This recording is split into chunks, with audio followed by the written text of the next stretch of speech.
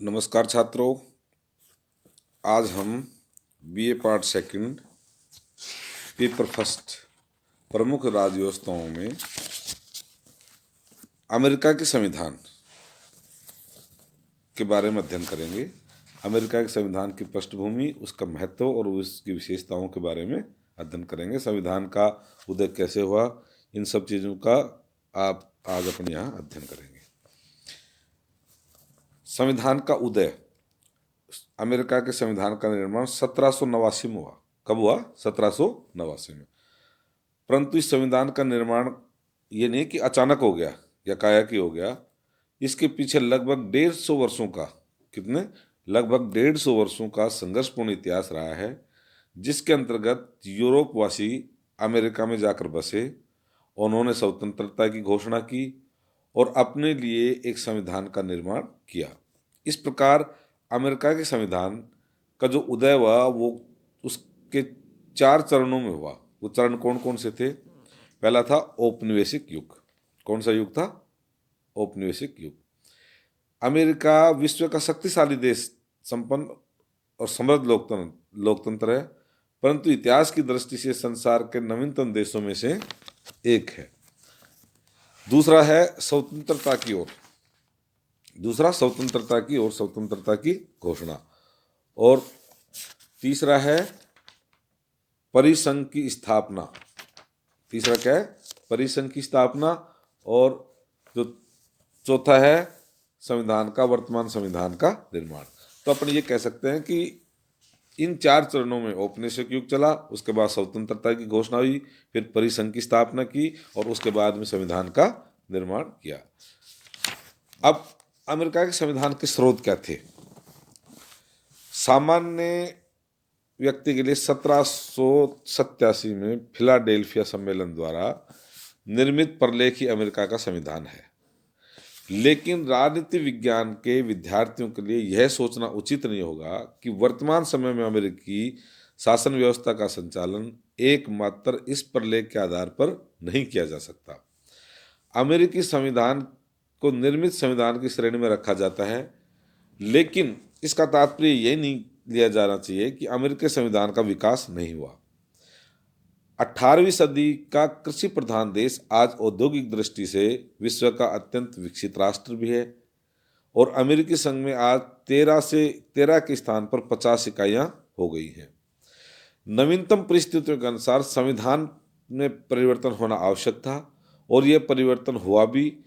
Munro ने अपने शब्दों में कहा है कि यह संविधान 1787 की तिथि चिन्ह रखते हुए भी इन गुजरे हुए वर्षों पर निरंतर विकसित, विस्तृत एवं परिस्थितियों के अनुकूल होता गया। तो अमेरिका के संविधान के जो स्रोत हैं वो क्या क्या हैं? सबसे पहला स्रोत है फिलाडेल्फिया सम्मेलन द्वारा निर्मित संविधान, जो अपन ने 1787 में जो फिलाडेल्फिया का सम्मेलन हुआ था उसमें इसको तैयार किया था। इसका ढांचा तैयार कर दिया गया था और संवैधानिक संशोधन, व्यवस्थापन, न्यायिक निर्णय और परंपराओं ने आवश्यक चर्बी बढ़ाने का कार्य किया।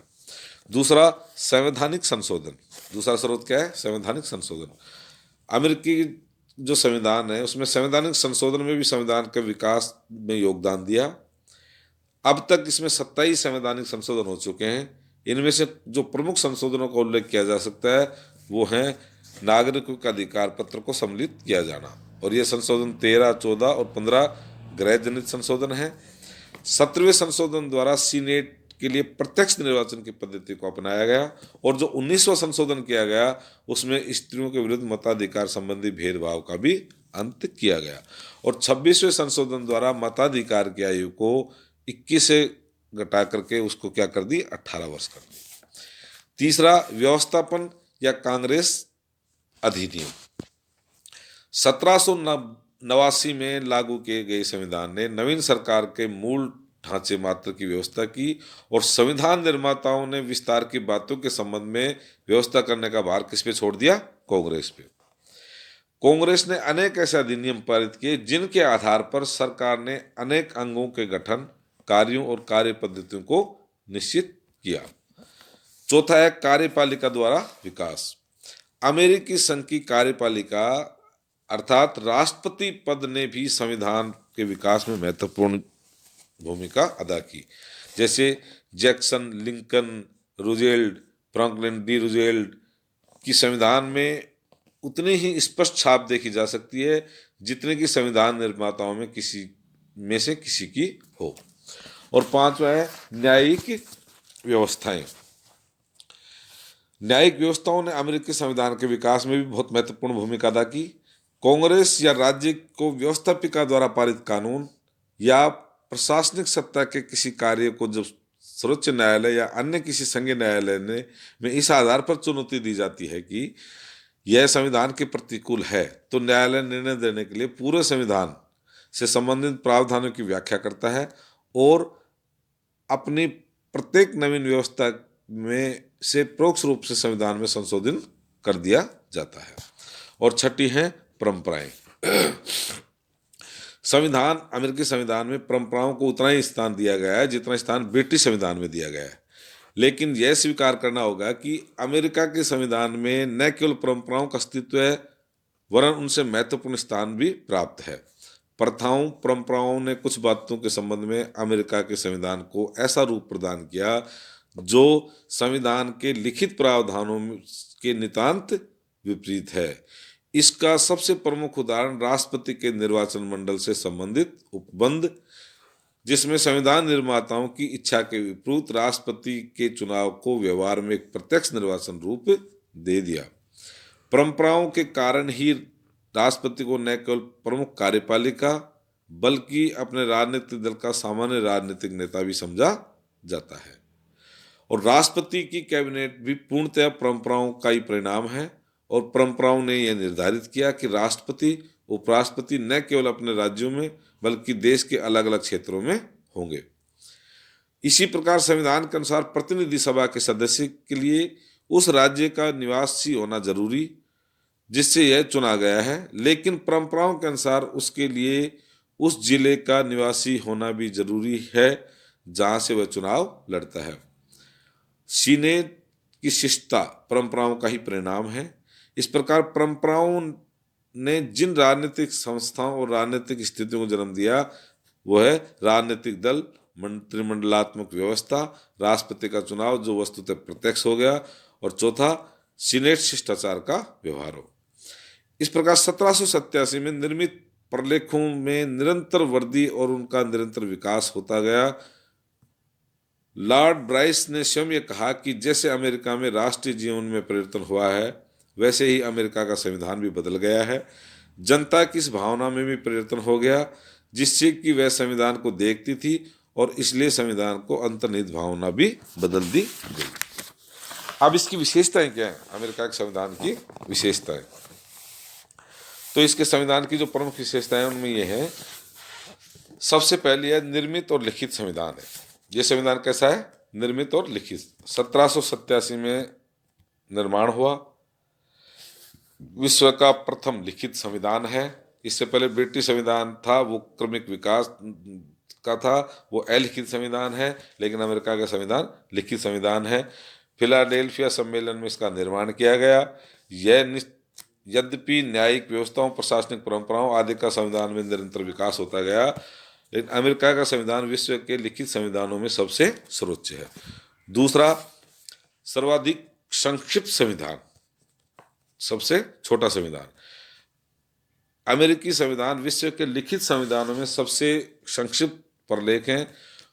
मुनरो के अनुसार संयुक्त राज्य अमेरिका के संविधान में केवल 4000 शब्द हैं जो 10 से 12 पृष्ठों में मुद्रित हैं, जिन्हें आधे घंटे में पढ़ा जा सकता है। और अमेरिका के संविधान में केवल 7 अनुच्छेद, जबकि ऑस्ट्रेलिया के संविधान में 128, कनाडा में 147, दक्षिण अफ्रीका के संविधान में 153 और भारतीय संविधान में 395। इसलिए अपन ये कह सकते हैं कि सबसे संक्षिप्त संविधान है।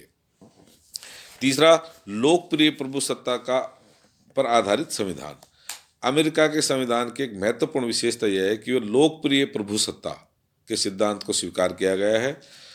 1777 में परिसंघ के विधान में इस सिद्धांत का अभाव था क्योंकि उसमें संप्रभुता राज्यों में नहीं थी, लेकिन वर्तमान संविधान में इस त्रुटि को दूर कर दिया गया और संविधान की प्रस्तावना में घोषणा की गई कि हम संयुक्त राज्य अमेरिका के लोग अधिक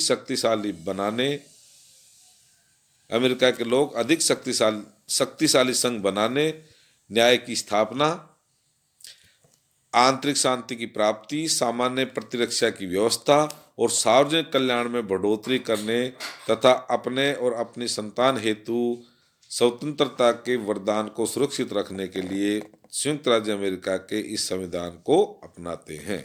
इसलिए अमेरिका के संविधान स्वतंत्रता और आत्मनिर्भरता का प्रतीक है। संविधान का निर्माण जनप्रतिनिधियों द्वारा किया गया है और संविधान द्वारा अंतिम सत्ता किसके पास रही है? जनता के पास प्रदान की गई। संविधान की सर्वोच्चता। फिलाडेल्फिया सम्मेलन द्वारा निर्मित प्रलेख संयुक्त राज्य अमेरिका का सर्वोच्च कानून है और राष्ट्रपति, कांग्रेस, सर्वोच्च न्यायालय तथा संघ की इकाइयां सब इसके अधीन है। इसलिए संविधान क्या है? सर्वोच्च है और किसी के भी द्वारा इसका उल्लंघन नहीं किया जा सकता। अमेरिका के संविधान के अनुच्छेद 6 में यह कहा गया है कि यह संविधान और इसके अनुसार बनाए गए सभी कानून तथा संयुक्त राज्य अमेरिका के प्राधिकार के अधीन की गई अथवा भविष्य में की जाने वाली सभी संधियां देश का सर्वोच्च कानून होगा और प्रत्येक राज्य के नागरिक न्यायाधीश उससे बाध्य होंगे। किसी भी राज्य में संविधान अथवा कानून की कोई भी बात जो इस संविधान के विरुद्ध होगी अवैध समझी जाएगी। 5वां है कठोर संविधान। कौन सा संविधान? कठोर। संयुक्त राज्य अमेरिका का संविधान कैसा है? कठोर है। अमेरिकी कांग्रेस के द्वारा जिस प्रक्रिया के आधार पर सामान्य कानूनों का निर्माण किया जाता है उसी प्रक्रिया के आधार पर संवैधानिक कानूनों का निर्माण अथवा संविधान में संशोधन का कार्य नहीं किया जा सकता। संवैधानिक संशोधन के लिए साधारण कानूनों के निर्माण से भिन्न प्रक्रिया को अपनाया गया है। संघात्मक शासन व्यवस्था स्थापित किए जाने के कारण अमेरिका के लिए कठोर संविधान को अपनाना आवश्यक भी था। अमेरिकी संविधान न केवल पारिभाषिक दृष्टि से कठोर है बल्कि व्यवहार में भी संविधान में परिवर्तन किया जाना बहुत कठिन है। इसी कारण लगभग 210 वर्षों में संवैधानिक इतिहास में केवल 27 संशोधन ही हो पाए हैं और इनमें से प्रथम 10 संशोधन तो एक साथ संविधान निर्माण के तुरंत बाद नागरिकों को मूल अधिकार प्रदान करने के लिए प्रस्तावित किए थे। अब इसके संविधान के संशोधन की पद्धति क्या है? संविधान संशोधन की प्रक्रिया 5वीं धारा द्वारा निर्धारित की गई है। इस संबंध में एक विशेष बात यह है कि संविधान की प्रथम धारा की 9वीं उपधारा के पहले व चौथे उपबंधु को संशोधित नहीं किया जा सकता और न ही संबंधित राज्य की अनुमति के बिना किसी राज्य को उसे सीनेट से प्राप्त प्रतिनिधित्व व मताधिकार से वंचित किया जा सकता। 2 चरणों में होती है इसकी प्रक्रिया। ये कौन सी है? संशोधन का प्रस्ताव और दूसरी है संशोधन अनुसमर्थन उसकी पुष्टि। संशोधन 2 में से किसी एक पद्धति के आधार पर प्रस्तावित किया जा सकता है। पहला क्या है? कांग्रेस के दोनों सदनों द्वारा अपने 2/3 बहुमत से संशोधन का प्रस्ताव प्रस्तावित करें। सर्वोच्च न्यायालय ने अपने निर्णय में स्पष्ट किया है कि वह 2/3 बहुमत संशोधन पर मत देने वाले सदस्यों का होना चाहिए, न कि समस्त सदस्यों का। और दूसरी, अमेरिकी संघ की कम से कम 2 इकाइयां, कम से कम 2/3 राज्यों की विधानसभाएं कांग्रेस से संशोधन की प्रार्थना करें। ऐसी प्रार्थना किए जाने पर कांग्रेस संविधान संशोधन करने के लिए एक सम्मेलन आमंत्रित करती है और इस सम्मेलन द्वारा संशोधन प्रस्तावित किया जाता है। एक बार संशोधन की प्रस्तावना पहले सुन लो। कांग्रेस, पहला क्या है? कांग्रेस के दोनों सदन अपने 2/3 बहुमत से संशोधन का प्रस्ताव पारित करते हैं। और दूसरी, अमेरिकी संघ की कम से कम 2/3 राज्यों की विधानसभाएं कांग्रेस से संशोधन की प्रार्थना करें और ऐसी प्रार्थना की जाने पर कांग्रेस संविधान संशोधन के लिए क्या करेगी? एक सम्मेलन बुलाएगी, आमंत्रित करेगी और इस सम्मेलन द्वारा संशोधन प्रस्तावित किया जाएगा। संशोधन की पुष्टि। संशोधन प्रक्रिया का दूसरा चरण संशोधन की पुष्टि। संविधान में संशोधन के लिए प्रस्तावित प्रस्ताव तभी पारित समझा जाएगा जब संघ के 3/4 राज्यों के विधानमंडल उसकी पुष्टि कर दें और दूसरा, इस कार्य के लिए राज्यों में आमंत्रित किए गए सम्मेलनों में से 3/4 राज्यों के सम्मेलनों द्वारा संशोधन की पुष्टि की जाए। संशोधन की पुष्टि के लिए उपयुक्त दो विधियों में से कोई सी विधि प्रयोग में लाई जाए, इसका निर्णय कौन करती है? कांग्रेस करती है। अब इसकी महत्वपूर्ण बातें, किसकी? संविधान संशोधन प्रक्रिया में निम्नलिखित बातें महत्वपूर्ण कौन कौन सी है? पहली, संविधान प्रक्रिया में राष्ट्रपति की कोई भूमिका नहीं है। केवल 13वें संशोधन की पुष्टि राष्ट्रपति लिंकन द्वारा की गई थी, परंतु उसी समय सीनेट ने यह घोषणा कर दी कि संशोधन पर राष्ट्रपति की स्वीकृति आवश्यक नहीं है। दूसरी, संविधान में संशोधन के प्रस्ताव पर अपनी पुष्टि प्रदान करने के बाद कोई राज्य अपनी स्वीकृति वापस नहीं ले सकता, परंतु कोई भी राज्य किसी प्रस्ताव को अस्वीकार करके बाद में अपनी स्वीकृति दे सकता है। और तीसरी क्या है? कांग्रेस के द्वारा संविधान में के संशोधन के प्रस्ताव की पुष्टि के लिए कोई अवधि निर्धारित नहीं की जा सकती, लेकिन कुछ आधार ऐसे हैं जिन संशोधन प्रक्रिया की आलोचना की गई है, वो संवैधानिक संशोधनों पर एक दृष्टि ये भी। छठी विशेषता है इसकी, गणतंत्र की स्थापना। संयुक्त राज्य अमेरिका के संविधान द्वारा अमेरिका में गणतंत्र की स्थापना की गई है। इसका तात्पर्य है कि अमेरिकी लोकतंत्र का अध्यक्ष ब्रिटिश सम्राट की भांति उत्तराधिकार आधार पर पद ग्रहण नहीं कर सकता, बल्कि वो क्या होगा? निर्वाचित होगा। सातवां, संघात्मक शासन की स्थापना। 1987 में फिलाडेल्फिया सम्मेलन द्वारा निर्मित संविधान के द्वारा संयुक्त राज्य अमेरिका में एक संघ राज्य की स्थापना की गई और 1787 के विधान द्वारा परिसंघ की स्थापना भी की गई, किंतु शीघ्र ही परिसंघ की निर्बलता स्पष्ट हो गई और नवीन संविधान के द्वारा एकता और सुदृढ़ता प्राप्त करने के लिए परिसंघ के स्थान पर संघ की स्थापना की गई। अमेरिकी संविधान विश्व के प्रथम और पूर्ण संघराज्य की स्थापना की गई और संघराज्य के सभी प्रमुख लक्षण इसमें विद्यमान है। वो क्या? संघीय सरकार और राज्य सरकारों में शक्तियों का विभाजन भी किया गया है, संविधान को सर्वोच्च माना गया है, संघात्मक व्यवस्था के अनुसार कठोर संविधान को भी अपनाया गया और संघ की आवश्यकता के अनुसार एक सर्वोच्च न्यायालय की स्थापना भी की गई है। आठवीं विशेषता है इसकी, प्रतिनिधित्वात्मक लोकतंत्र की स्थापना। लोकतांत्रिक शासन के दो भेद, एक तो प्रत्यक्ष लोकतंत्र है, दूसरा अप्रत्यक्ष। अमेरिकी संविधान निर्माताओं इस तथ्य से परिचित थे कि संयुक्त राज्य अमेरिका जैसे विशाल राज्य में प्रत्यक्ष लोकतंत्र अपनाना संभव नहीं हो सकता, इसलिए यहाँ भी प्रतिनिधात्मक लोकतंत्र को अपनाया गया है, जिसके अंतर्गत सामान्य जनता अपने प्रतिनिधियों के माध्यम से शासन कार्य में भाग लेती है। नौवीं विशेषता है न्यायिक सर्वोच्चता। जो पहले भी मैं बता चुका हूं कि एक सर्वोच्च न्यायालय की स्थापना की है इन्होंने। सभी संघात्मक राज्यों के अंतर्गत एक सर्वोच्च न्यायालय की व्यवस्था की गई है, जिसका कार्य संविधान की व्याख्या व रक्षा करना होता है। और संयुक्त राज्य अमेरिका में संघात्मक व्यवस्था अपनाने के कारण स्वाभाविक रूप से न्यायिक सर्वोच्चता के सिद्धांत को अपनाया गया। इस प्रकार ब्रिटेन में जहां संसद सर्वोच्च है, वहां अमेरिका में न्यायिक सर्वोच्चता है। न्यायिक सर्वोच्चता से तात्पर्य है कि सर्वोच्च न्यायालय संविधान का उल्लंघन करने वाले कांग्रेस के कानूनों, राष्ट्रपति की आज्ञाओं अथवा राज्य सरकारों के कानूनों और कार्यों को अवैध घोषित कर सकता है। इसी को न्यायिक पुनरावलोकन का अधिकार भी कहते हैं।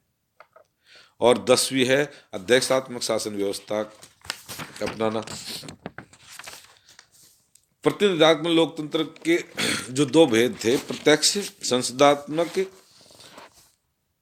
और मंत्रिमंडलात्मक शासन, और दूसरे अध्यक्षात्मक। अमेरिकी संविधान के निर्माता लॉक और मॉन्टेस्क्यू के दर्शन में